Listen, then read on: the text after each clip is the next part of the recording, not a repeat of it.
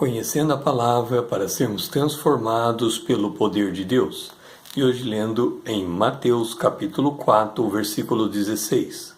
O povo que jazia em trevas viu grande luz, e aos que viviam na região e sombra da morte, resplandeceu-lhes a luz. Estamos no segundo ano do ministério de Jesus. Este é o ano de grande popularidade. Jesus está exercendo o seu ministério na Galileia. Tendo sido rejeitado em Nazaré, cidade onde fora criado, segue para Cafarnaum, onde fixa a residência. Os textos se encontram em Mateus capítulo 4, versículo 13 a 16 e Lucas capítulo 4, versículo 31 a 32.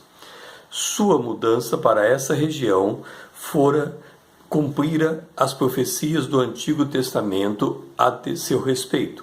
Ouça, está em Isaías capítulo 9, o versículo 1. Mas para a terra que estava aflita não continuará a obscuridade. Deus, nos primeiros tempos, tornou desprezível a terra de Zebulon e a terra de Naphtali, mas, nos últimos, tornará gloriosa o caminho do mar, além do Jordão, Galileia dos gentios. Zebulon e Naphtali são duas tribos de Israel que fixaram-se naquela região. O que é retratado a respeito desse lugar reflete a realidade de todo o planeta. Vamos procurar entender o sentido das palavras. O profeta declarou que Deus tornou a terra desprezível para depois fazê-la gloriosa.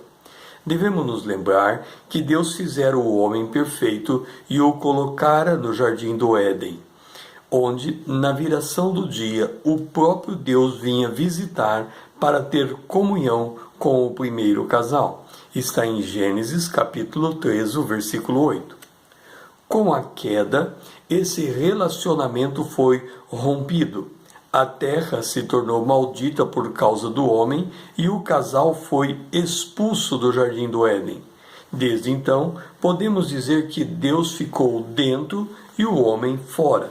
Por estar longe de Deus, sua vida se tornou desprezível.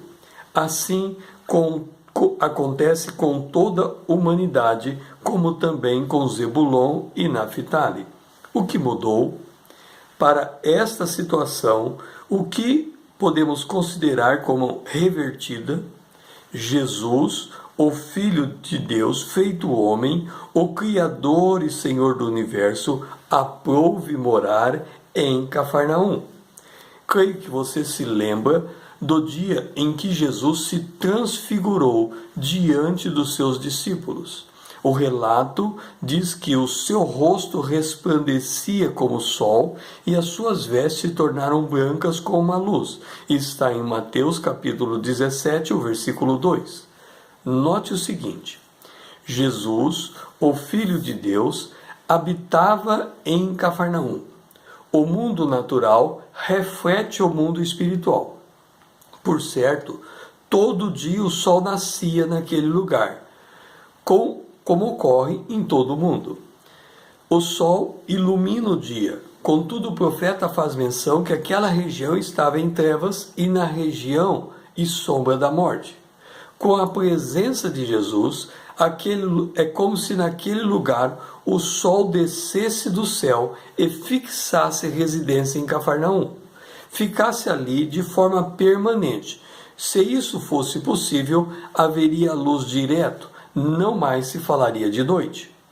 Ocorre que Jesus estabelecera residência naquele lugar. Portanto, se fosse dado a cada um daqueles moradores olhos espirituais, eles veriam a Jesus uma luz gloriosa. João, o evangelista, falando de Jesus, escreveu: a vida estava nele, e a vida era a luz dos homens. A luz resplandece nas trevas, e as trevas não prevaleceram contra ela. Está em João, capítulo 1, o versículo 4 e 5. Ou seja, A presença de Jesus naquela região trouxe luz espiritual ao ponto de tornar glorioso o caminho do mar, tal como dissera o profeta em Isaías capítulo 9, o versículo 1.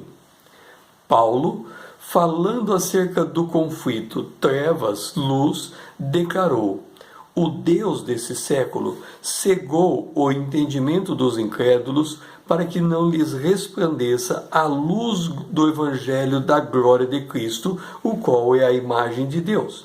Está em 2 Coríntios, capítulo 4, versículo 4. Se o entendimento está cego, e como a luz prevalece contra as trevas, o antídoto contra esta obra do diabo é o que Jesus fez. Passou a pregar e dizer: arrependei-vos, porque está próximo o reino dos céus. Está em Mateus capítulo 4, o versículo 17. Arrepender-se, no grego, significa mudar de perspectiva. Aquele povo tinha diante de si esta oportunidade, porque Jesus se fazia presente naquele lugar. Cafarnaum estava em uma posição privilegiada. O Rei do Universo, o Senhor da Glória, o Filho de Deus, fixara naquele lugar a residência. A luz estabeleceu-se no meio das trevas e o foi feito um caminho glorioso na direção do mar. Que o Senhor possa ser a nossa luz cada dia, possa nos iluminar, afastar de nós todas as trevas e o nosso entendimento possa andar na luz de Deus. O meu nome é César, usando da internet para compartilhar a palavra de Deus.